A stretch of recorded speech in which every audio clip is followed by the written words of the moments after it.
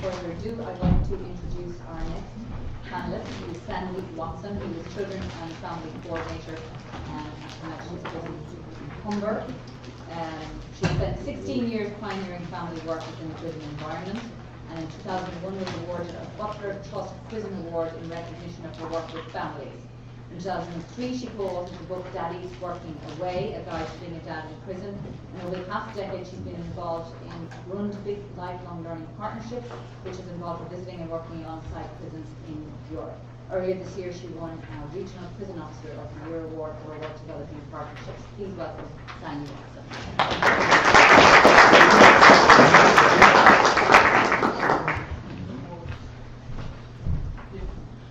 Okay, it's great to be here, even though this is a graveyard slot. I'm watching you all. I think these seats are designed in such a way not to be comfortable, so I don't think anybody's going to be falling asleep after lunch. This is my favourite picture of all times. That's in our visitor centre, and you could look at it and just say, yeah, there's a whole load of bars. When we were offered to take over the children's centre there, what I said was, right, can we take these bars out? But apparently, as high as those bars are, they go under the ground. For some reason, very high security visitor centre. So we couldn't take them out, not without costing an absolute fortune. And so I have some very lovely ladies who work with me in the children and family work at the prison, and you don't notice it anymore. They do some fantastic displays. And one of the things that I just want to say about working in a prison environment is that you need to see this as an opportunity and not an obstacle. Now, I can be quite frank with you about some of the things that I'm going to share.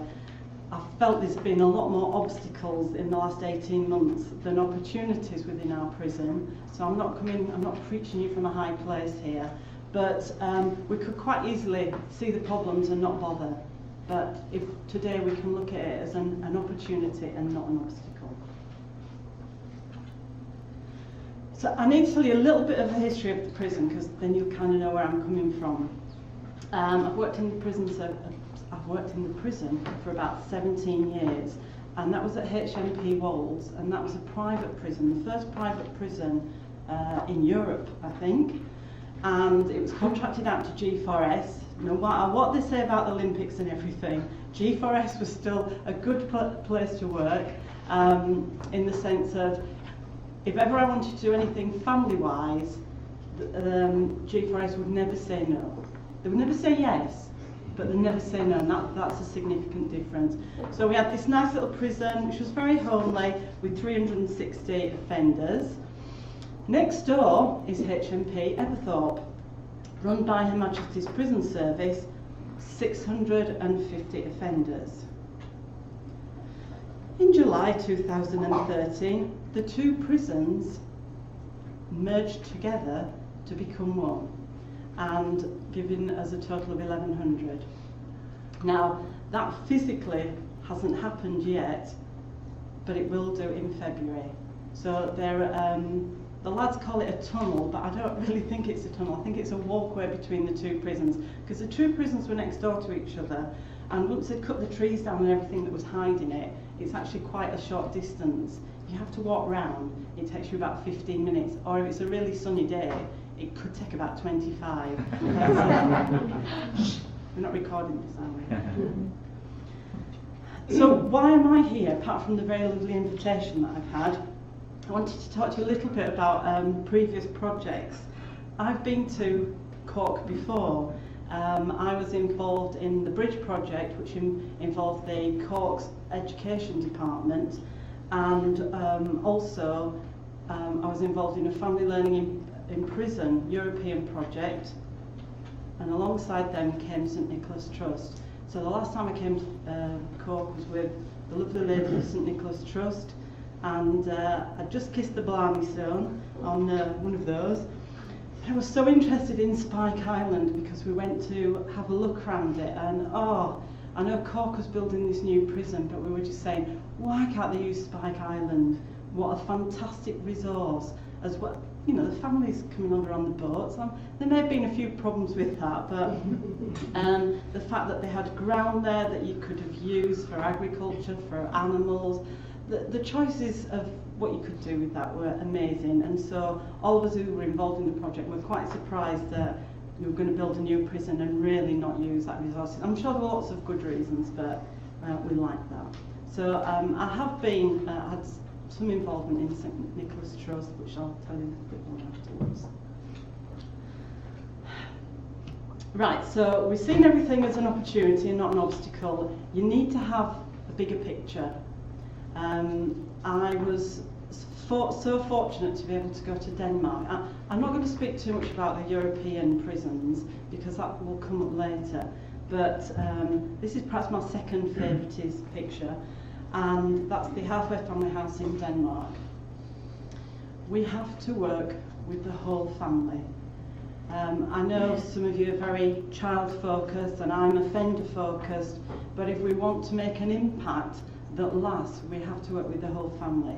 And in Denmark they have this halfway family house, and we've already mentioned today, the analogy I use is at schools now they give children an A and they keep an A until they lose it, you know, a grade mark. And certainly in Denmark the prisoner is accepted as low risk until he proves otherwise. So this halfway family house is actually nowhere near the prison, but it will take a prisoner, which is either the male or female prisoner, and their family. And what's really significant about this is a man can serve his prison sentence, or a woman can serve her prison sentence, whilst being in this halfway family house. And the only thing that they have to sign up to is probation input, social workers, psychologists, blah blah blah, the whole set of facilities to support the family. And what's lovely, if we want to talk about child-centeredness, is that these kids suddenly find there's somebody who's interested in them. And that is absolutely amazing because they have these reunions every year and these kids want to keep coming back and coming back because they found somebody who's been listening to them, who's spent time with them. So that's my big picture and that's where I'm going. And you know, on a good day, and on a not so good day, it's like that seems such a 1,000 miles away. But we need to have a big picture. So that's my journey. Well, that's where I'm getting to, but this is where we're going so far. It's been great to hear about parenting courses, because if I had to put my money on anything, it would be doing a parenting course. The impact of that is amazing. So in my little blurb, I had to say, you know, the sort of good things and the bad things, and I put the good things of working in a prison environment. And when I read that, when I came in, I thought, I don't know what I'm going to say. What is the good thing about working in a prison environment? Well, I'm dead proud because I've done parenting in the community, and I had this lovely community group, and there were about 8 women, and I was really proud because I had 3 men in the group. 3 men in that, and that's really good. However, on a Monday morning when I do the parenting group with the men, I've got 15 lads there all ready and waiting to take part. So it's a great opportunity. And the funny thing is that Denmark, we've got all these fantastic things that they do not for their families, but they do for the men. I said, what parenting course do you use? And they went, we don't do a parenting course. You've got the family with you, why don't you do a parenting course? And saying, we don't do parenting courses in the community, so why should we do it in prison? So, you know, there is a bit of a logic in that. So it's great to have a group of these, you know, big strappy lads who are all keen and eager because it's about their families, and it's a great tool for us to use. One of the lads once said to me, because I've often thought we're all women, I said, oh, lads, I really wish we could get some men to do the parenting. And they went, oh no. They won't get away with half of what you get away with. And I was like, really? What have I said? So not only do we do one parenting course, but we call that parenting 1, we have parenting 2. And we also have like parenting 15 and 16 until we can get the message. And when at one point when one lad said, we've done this before, you think, yes, he's got it now, because everybody had done it before, but nobody else had recognised. So parenting is so important. And Daddy's working away at a guide to being a parent in prison. was involved in this book in 2003, and it was all about parenting in prison, and it still is. So I'm going to give this as a free gift to Limerick Prison because of all your emphasis. And it's dead authentic. So I've actually pulled it out of the prison because it's got the name of the education manager inside. I don't know why she hasn't got that. And then it's got this dog-eared corner. And those are used with the Rizzlers to do the SIG. So this is the genuine one. Yeah, it's great doing parenting courses with men, but there is a bit of a disclaimer on that one. So some of the lads will say, yeah, I was speaking to my missus on the phone this week and she was saying, oh, the kids are doing this. And I told her, I said to her, you don't do it like that, you do it like this. And you think, oh, I don't know, please don't do that. But whenever possible, we get both parents in. And we particularly do this in the summer holidays or just before the summer holidays because that can be quite a traumatic time for a single parent at home with the children. So we are trying to do some work together. We also run a course called Keeping Up with the Children, and that's where we look at things that the children learn at school, because dads can be very distant from what's actually going on in school, and they say, well, we never did it like that. So it's looking at how they teach English in the school and also how they teach maths, and the men do some exercises that the kids would do, and it keeps them, it just keeps them fresh, it keeps them involved, and I think that's the key thing. We also do story sacks. Story sacks gives chance for men to read a book and make some games or some soft toys. We've been doing the Very Hungry Caterpillar, so we've got all these lovely caterpillar things that the men can send out because it's important for the kids, and it's also important for the men to feel that they're having a positive input into that. And then a lot of you will have heard about Storybook Dads, where men read a story onto CD, but we also do DVD, and the DVDs are absolutely amazing. And we don't just let them do it for the children, we've also done, didn't like this one, but we've also done them for Valentine's Day. So like, yeah, a bit like, okay, but they were saying lots of lovely things to the girlfriends. And the girlfriends and the wives, they need to hear that. So we try and, give them, but they also do it for the mums, and I think the big tearjerker was for Mother's Day when all these strapping lads are reading out these poems, which are really, they rhyme with every sort of rhyming couplet. But it's a good thing to do. It's about keeping up with all members of the family. And then we also have a Building Stronger Families course. We work with an organisation called Time for Families, who are now been working alongside PACT organisation, which I think has already been mentioned. And what happens is the partner has to come in for 6 sessions. We normally do it over 6 weeks, and 2 of the sessions on communication. We find out what love language everybody is, and that's a great activity to do. And then they have one that's based on parenting and one that's based on money management. So all the things that they don't have time to maybe speak about on a visit, the visit lasts from 10 a.m. till 3, and they have lunch together, and it gives those couples some time to actually discuss and really get to the nitty-gritties, because you don't get that on a visit. The visits are very short, maximum of 2 hours, and by the time you've got in there and you've got your sandwiches from the cafe and the kids have been running down, you've had to go and rescue them, it's a very disjointed visit. But these Building Stronger Families, they give an awful lot of time to resolve something. And we're recently working with some of the Troubled Families team in the UK, and I got one of the organisers to come in and just talk at the last session of the Building Stronger Families. And what she said was, we can offer you support, because my biggest fear is that we open a bit of a can of worms and then we just, oh, well, you finished the course now, 10 weeks, off you go, end of story. I want to be able to follow this up. I want to be able to give support, especially if we've been working with the partners. So we have a team that can come in and offer, free of charge, counselling and therapy for couples. However, that sounds really good, but the slight reservation on that is that it can only be from lads who come from the Hull area. Well, in our prison we have lads from all different areas, so that's a slight problem. But on the last session we were working with 9 offenders, and 2 of the women have sought counselling and getting additional help, and that is absolutely fantastic. As I said, I believe that we should work with the whole family, and we've done a cooking for families course, which is just fantastic. The men do a course beforehand to help them sort of learn how to cook, and then on the last session we bring the families in, or we did bring the families in.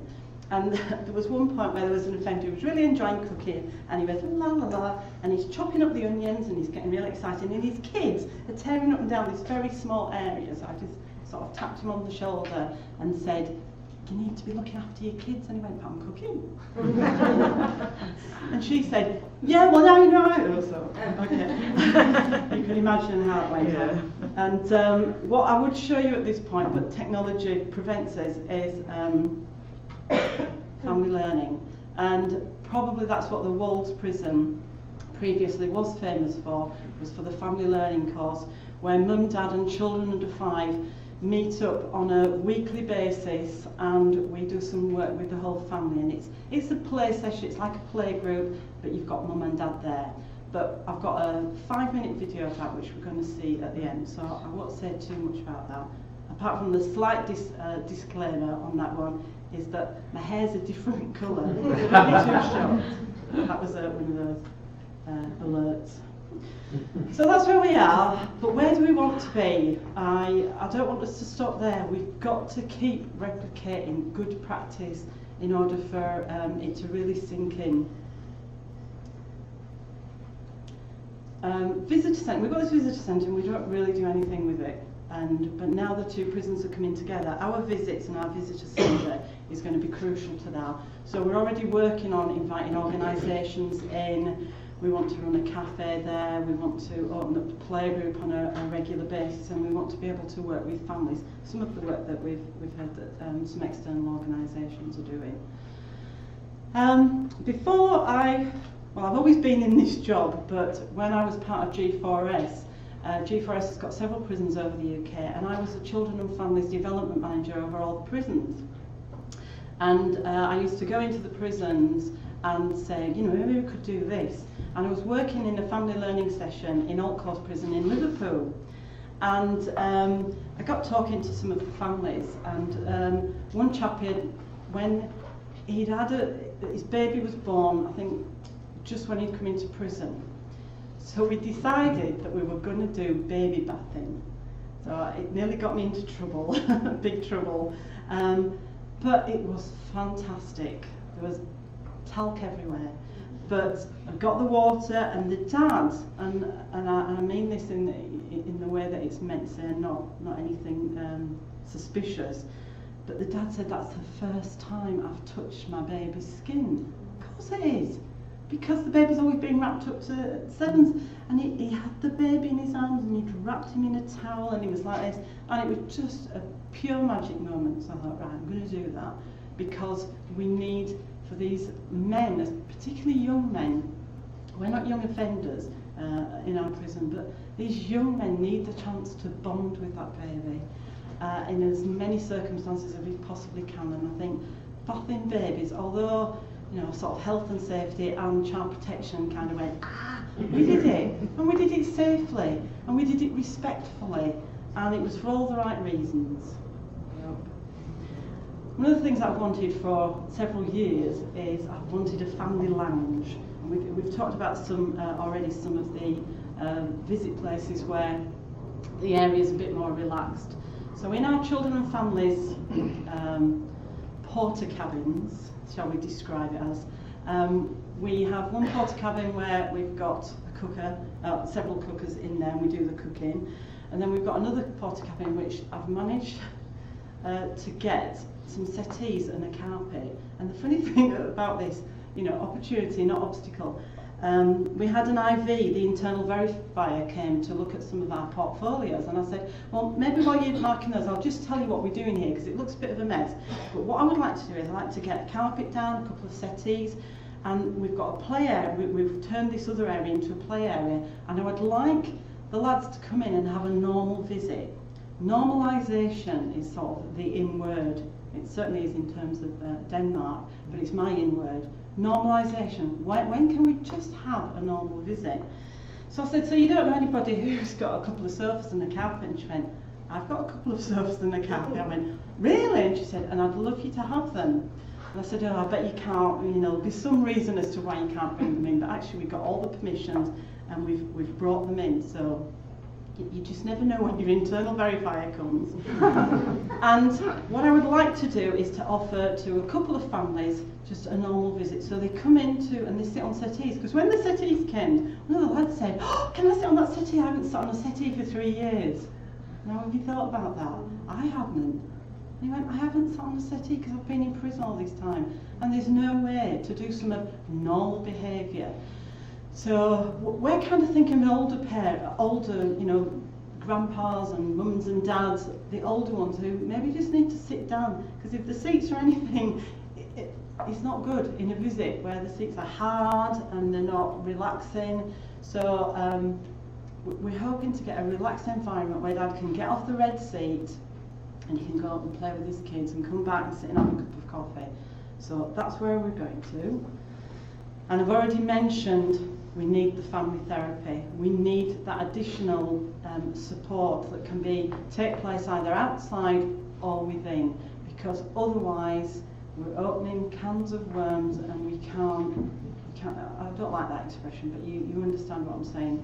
We're opening wounds and we're just giving them a plaster stick on it, and we need to do more than that. So we have a responsibility. Impact, Moving Parents and Children Together, is a new course that we've been trained for, but we haven't started to deliver yet. And the reason we haven't started to deliver it is we can't find the men to do it. It's a course where the centre of the course are the children. It's a child-centred intervention, and it's probably the first one that we've really done. And what it is it's working with the parents who have substance misuse issues. And so we have, at the session we will have 4 members of staff. 2 of them will work with the adults and 2 of them will work with the children. And sometimes we'll all work together and sometimes we'll work separately. So Dad, who used to go and do whatever in the garden, he used to do his drugs, and he said, well, there's no point because the kids didn't know I did that. We've got news, the kids probably did know what he was doing, but they've taken on that vow of silence, haven't they? And they're not questioning that. Well, this is sort of bringing it all out in the open. We'll call spades spades, and we'll deal with some of these issues. And that has been done in some prisons in the UK, and has been done very successfully. And that's something that we're looking forward towards.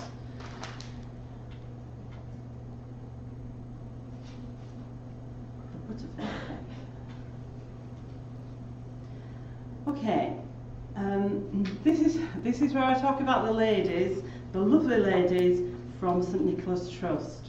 I've been privileged to work on some of the European projects with them, and it was fantastic really, because Lisa and Laura, who stood up and spoke this morning, and we could have all wet buckets with them, especially if they'd gone on to tell us more stories. While they've been working with a group from prisons all over, they've always said, I don't really know why we're involved, because we've got nothing to offer. All we do is we make a cup of tea for a few visitors. What's that? Well, not you're doing, Sandy, look at everything you're doing. And they have not always been able to recognise what fantastic things that they are doing. So when we were in Germany and I was asked to give a talk, some of them, the team had been saying, we've got Margaret up there from the team, so it was probably her, saying, I really don't know where we fit into this, because I don't know what we've got to offer. And so the talk that I gave was about the butterfly effect, the chaos theory, which says the fluttering of a butterfly's wings in one country can cause a hurricane in another.